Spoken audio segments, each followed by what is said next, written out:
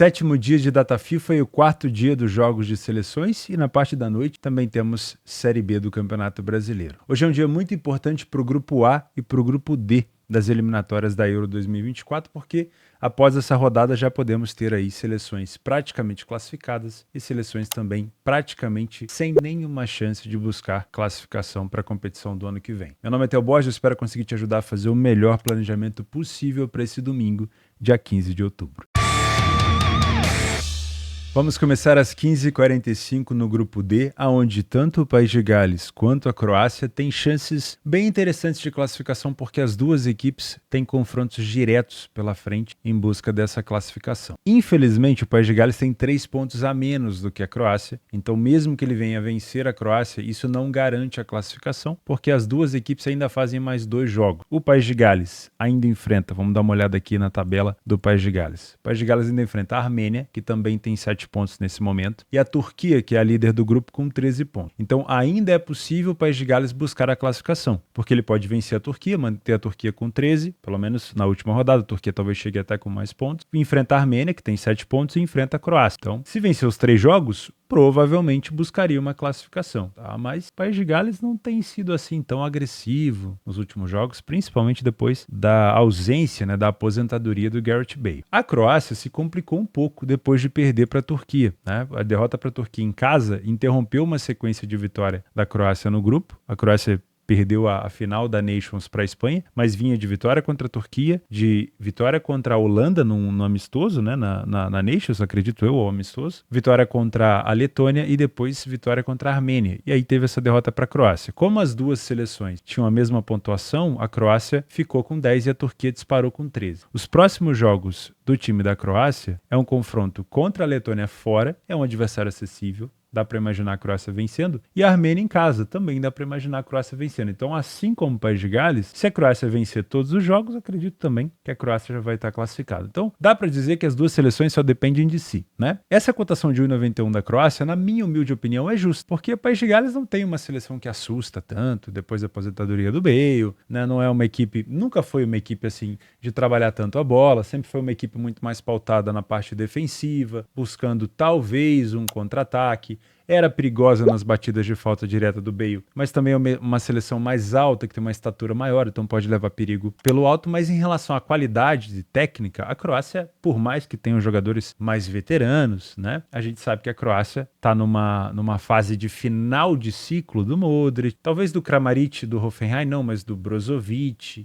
do Perisic. Então, na minha opinião, já é um final de ciclo. Porém, na qualidade técnica, a Croácia ainda é uma seleção muito forte. Eu até acho que a Croácia merecia ter ganhado um título nesse ciclo, né? Ficou em terceiro na Copa do Mundo agora, essa última conquista da Argentina. Ficou em segundo na Copa do Mundo de 2018, onde a França foi campeã. Foi vice-campeã de novo agora da Nations. É uma seleção, eliminou o Brasil da Copa. É uma seleção que merecia, na minha opinião, até bem mais do que aquela geração belga, para ser bem sincero, né? Que a geração belga agora já foi, né? Com a parada do Hazard. Na minha opinião, é um jogo bem truncado, tende a ser um pouco mais pegado, até talvez um jogo um pouco mais under. Temos disputa dos dois lados, mas na qualidade técnica, se esse for um viés que vai dividir esse jogo, que vai decidir esse jogo, a Croácia leva um pouquinho mais de vantagem. Primeira coisa, se você é um trader, vou deixar o link aqui embaixo da Betfair, a minha parceira, a maior bolsa esportiva do mundo, para você abrir sua conta e ganhar esse bônus na bolsa esportiva dela, na Exchange, tá? E aproveita, aqui embaixo tem um link para você fazer o meu curso e entender todo o processo de como funciona a Betfair, de como você pode extrair valor do trabalho ao vivo, comprando e vendendo cotações, tá bom?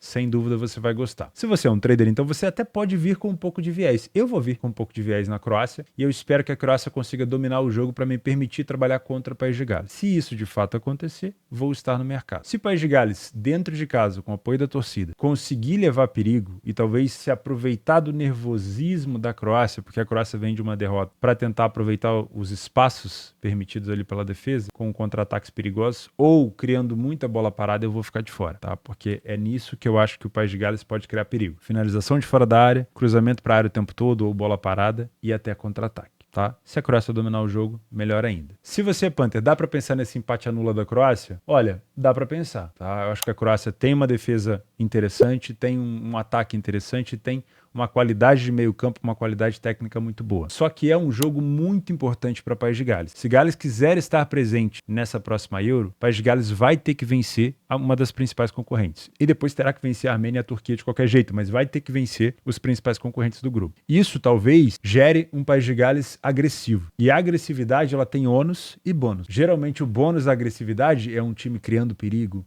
é um time finalizando mais no gol, é um time levando mais a bola perto do gol do adversário. O ônus é você estar tão animado, tão agressivo, que você às vezes se desconcentra na marcação, não faz uma boa marcação, uma boa cobertura e acaba sofrendo com as jogadas também do adversário. Então, nesse sentido, o ao vivo é que vai dar o sinal para a gente trabalhar, mas pode até ser um jogo para a gente trabalhar alguma coisa para 2 gols, né, por conta dessa desconcentração do País de Gales. Uma coisa interessante, existe um viés duplo nesse jogo em relação a gols. Eu posso ter uma Croácia na frente do placar, obrigando o País de Gales, que joga dentro de casa, a se expor de maneira desesperada, permitindo espaços para que a gente trabalhe ainda mais os gols. Essa é uma opção. Assim como a gente pode ter uma Croácia na frente do placar ou o País de Gales na frente do placar, protegendo a vantagem, não se preocupando com o contra-ataque, preocupando apenas em somar 3 pontos. E como que você vai saber aonde você deve se posicionar? Se você trabalha gols, se vale a pena entrar a favor de mais gols, ou se você trabalha gols, se vale a pena ficar de fora,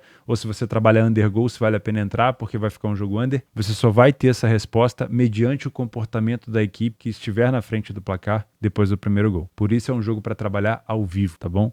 Não dá para ser vidente aqui e querer cravar um cenário aberto ou fechado após o primeiro gol. A gente nem sabe se vai ter gol, né? Mas se a gente tivesse que encontrar um cenário mais próximo da realidade, País de Gales atrás do placar em casa, com esse peso da torcida, talvez fizesse a Croácia ter mais espaço para contra-atacar. E aí pode ser um cenário mais indicado para gol, tá? Se fosse para apostar em algo pré-live, eu apostaria no jogo mais under, mais truncado. E talvez daria um pouco de voto de confiança para a Croácia com essa dupla chance ou esse empate anula pelo fator na balança técnico, né? Que é um pouquinho superior ao País de Gales. Ainda às 15h45, agora no grupo A. Esse é um jogo extremamente importante e dependendo da situação do resultado desse jogo, a gente já vai ter uma equipe praticamente com os pés na Euro 2024 e uma equipe praticamente eliminada. E eu tô falando praticamente da Espanha se ela vencer esse jogo. Por quê? A Espanha com 12 pontos tem um jogo a menos do que a Noruega. Se a Espanha vence, mantém a Noruega com 10 e vai a 15 pontos, empatando com a equipe da Escócia. Isso deixaria a Noruega 5 pontos da Espanha, tendo mais um jogo para fazer, e a Espanha tendo mais 2 jogos para fazer, né? Ou seja, a Noruega não conseguiria alcançar a Espanha no último jogo, porque iria no máximo a 13, né? O último jogo da Noruega, depois da Espanha, é contra a Escócia fora. E é um jogo extremamente difícil, porque a Escócia certamente irá jogar, se a Noruega não vencer a Espanha, pelo empate. Então vai ser um jogo muito difícil para a Noruega. A Espanha ainda tem 2 jogos. A Espanha pega a Noruega agora, na Noruega, e depois pega Chipre e Geórgia. Então, mesmo que a Noruega vença a Espanha de goleada, que dê um cacete, que faça a Espanha passar vergonha, ou que vença por um gol de diferença, com uma vitória no final, independente, vai acender uma chama na Noruega de classificação, porém, a Espanha ainda tem 2 confrontos muito fáceis para poder se classificar. Então, a chance da Noruega se classificar foi no último jogo até contra a Espanha, na casa da Espanha, onde ele tomou 3-0. Se a Noruega tivesse conseguido um empate, seria melhor. A própria derrota para a Escócia em casa dificultou a vida da Noruega. Então, eu acredito que é muito difícil, mesmo que a Noruega vença a Espanha, da Noruega se classificar. Vamos imaginar só o cenário aqui da Noruega. Vamos fazer só essa imaginação. A Noruega tem mais um jogo além desse daí, que é contra a Escócia. A Escócia tem mais 2 jogos. A Escócia pega a Geórgia, que é um adversário mais acessível, e depois a Noruega. Para a Noruega conseguir se classificar, ela teria que vencer a Espanha e vencer a Escócia e torcer para a Escócia perder para a equipe da Geórgia. Olha a complicação, né? Tudo bem, o jogo contra a Geórgia é lá na casa da Geórgia, então daria para a Escócia se complicar. Mas percebe que o mundo onde a classificação da Noruega acontece, cara, é mais complexo. Então, eu acho que a Noruega já vai entrar nesse jogo pilhada, tendendo à desorganização, tendendo a se complicar. A Espanha entra praticamente classificada, porque você tendo que enfrentar o Chipre, já te coloca 3 pontos no bolso, a Espanha já iria a 15 de qualquer maneira, né? E aí, se a Espanha não perde esse jogo aqui, se ela só empata, a Noruega não consegue chegar a 15, que ela iria a 11, depois se ela vencesse a Escócia, ela iria a 14. Pronto, a Espanha já está classificada. Isso quer dizer que a Espanha joga hoje pelo empate. Então, a complicação, o nervosismo, a tendência à desorganização é toda da Noruega. Quem tem que vencer é a Noruega. A Espanha basta não perder. A Espanha sai classificada da Noruega hoje se não perder, tá bom? Então, sabendo disso, vamos entender o nosso cenário. Se você é um trader, se a necessidade é toda da Noruega, se a complexidade é toda da Noruega, isso quer dizer que é a lei Espanha, que dá para trabalhar contra a Espanha? Depende, porque a Espanha, primeiro, gosta da bola. Independente se ela vai se classificar com um empate ou não, a Espanha deve jogar com a bola, deve jogar propondo o jogo. E a Noruega vai tentar ser agressiva quando roubar a bola, ou vai tentar pressionar a Espanha no seu campo ofensivo para recuperar a bola mais próximo do seu gol. Ou seja, tudo leva a crer que a Espanha vai ter caminho para poder buscar contra-ataque ou para explorar uma defesa mais desorganizada na Noruega. Então, trabalhar contra a Espanha nesse jogo tende a ser mais complicado, tá bom? Mesmo que ela não precise da vitória. Eu tomaria bastante cuidado. Agora, se durante o jogo a Noruega conseguir dominar a bola, a Espanha se mostrar talvez um pouco mais desleixada na marcação, não conseguir fazer o seu jogo, não conseguir pressionar, e a Noruega empurrar a Espanha para trás, tudo bem. Aí a leitura está dizendo que ela é Espanha, tá? Mas sempre toma bastante cuidado porque a Espanha é um time traiçoeiro. Se você é Panther, se a gente tem a melhor seleção, a seleção que gosta da bola, sem a necessidade da vitória, mas provavelmente encontrando espaço para contra-atacar uma equipe desorganizada pelo nervosismo, principalmente jogando em casa, eu prefiro não me expor a favor de uma ou outra seleção. Eu prefiro pensar no mercado de gols. Mesmo a Espanha não precisando do gol, ela vai ter contra-ataque, vai ter espaço para encontrar o seu. E a Noruega precisa de qualquer maneira, né? E a Noruega tem grandes jogadores, né, principalmente o Haaland, para poder ajudar nessa questão de um gol por aqui. Então, diferente do primeiro jogo, onde a Espanha venceu por 3-0 lá na Espanha, eu gosto de pensar numa situação onde a gente pode ter ambas as equipes marcando por aqui, com um cenário próximo de 2, que é uma odd interessante. Gosto de pensar no over 1,5 e não duvido que a gente pode ter um over 2,5. O que pode fazer esse jogo ficar xoxo? Presta atenção. Se a Noruega, que é o time mais próximo do nervosismo, mais próximo do desespero, sair na frente, aquele nervosismo abaixa, aquela calmaria começa a tomar conta. Aí talvez a Espanha tenha que se expor um pouco mais, talvez a Espanha passe a ser mais agressiva, mas a Noruega pode tentar abdicar do jogo, pode tentar optar por proteger a vantagem. E aí esse jogo pode ficar murcho. Claro, quem muito recua, quem muito protege, pode acabar tomando um empate no final. Isso pro over 1,5 é interessante, para ambas marcam também. Agora, para pensar no cenário de 3, 4 gols já fica pior. Então, se for para optar pelo 2,5, que seja totalmente ao vivo, para você prestar atenção em quem está saindo na frente, como que a equipe que está atrás está se organizando. Então, acho que o over 1,5, um cenário um pouco mais valorizado, pode ser interessante, tá? Não duvido que, até coloquei aqui na nossa análise do Radar Esportivo, que a Espanha favorita possa se complicar, porque ela não precisa da vitória. Isso significa que apostar seco na Espanha pode não ser talvez uma excelente situação. Ela pode até vencer, mas ela não precisa da vitória. Tá, então, se for para trabalhar a favor da Espanha, seja numa dupla chance, seja no empate anula, ou seja pegando a Espanha seco mesmo, tenha um fundamento ao vivo, do tipo, a Noruega tá jogando nada, a Espanha tá jogando pra caramba, aí sim vale a pena ficar de olho. Às 6 horas, na Série B, nós temos um confronto extremamente importante entre duas equipes que brigam pela mesma coisa, o acesso à Série A do Campeonato Brasileiro. Ouso dizer que o título da Série B pouco importa, né? Acho que o mais importante é você subir. Se o título vem ou não, depois a gente vê, né? O Guarani está em quarto na tabela de classificação. O Vitória é o líder com uma grande vantagem para os concorrentes. O Vitória também é o melhor mandante da competição. Esse posto já foi do Vila Nova, do Novo Horizontino, do Sport, hoje é do Vitória. E como visitante, o Guarani tem apenas a 8ª melhor campanha. 2 é a cotação do Vitória, 4,20 a do Guarani. Vamos utilizar o PDF de apoio para a gente se aprofundar um pouco mais nesses números e tentar entender um pouco mais das duas equipes. Além de 80% das vitórias em casa, o Vitória saiu na frente em 73% dos jogos. Isso mostra, como a gente gosta de dizer aqui, iniciativa. É uma equipe que parte para cima, né, que gosta de fazer o resultado. Ficou sem sofrer gol também em 73% dos jogos, uma das melhores defesas da competição, se não for a melhor, né? Se eu não me engano aqui, em relação a mandante, é a equipe que menos sofreu gol em casa, menos até do que a própria equipe do Vila Nova, que também é um excelente mandante. E no geral, em relação à parte defensiva, apenas o Juventude, o próprio Guarani, que é o adversário de hoje, o Novo Horizontino e o Vila Nova foram equipes que sofreram menos gols do que o Vitória. Então é uma equipe que consegue ter uma boa força defensiva, mas que dentro de casa tem a melhor defesa da competição. E falhou em marcar em apenas 13% dos jogos. Isso mostra também uma equipe muito forte dentro de casa, com o Léo Gamalho, né, que, se eu não me engano, é o artilheiro da equipe. Aqui, ó. Leonardo Gamalho de Souza, nosso Simon Terode da Série B da Alemanha, é o nosso Léo Gamalho aqui da Série B do Campeonato Brasileiro. Subiu para a Série A, ele já não joga tanto, ele gosta de jogar na Série B, então é um time muito forte também ofensivamente. O Guarani, aqui com uma predominância mais amarelada, 27% de vitória, saiu na frente em quase 50% dos jogos, não é uma equipe boba, só que falhou em marcar em 40% das partidas. Tem um ataque defasado fora de casa, né? A defesa relativamente também é sólida, mas sofreu o dobro de gols fora de casa do que o Vitória dentro de casa. As duas equipes têm bons números no primeiro tempo, então para você que vem trabalhar aqui correção de preço, muito cuidado, não dá pra gente ter um viés tão grande pro lado do Vitória.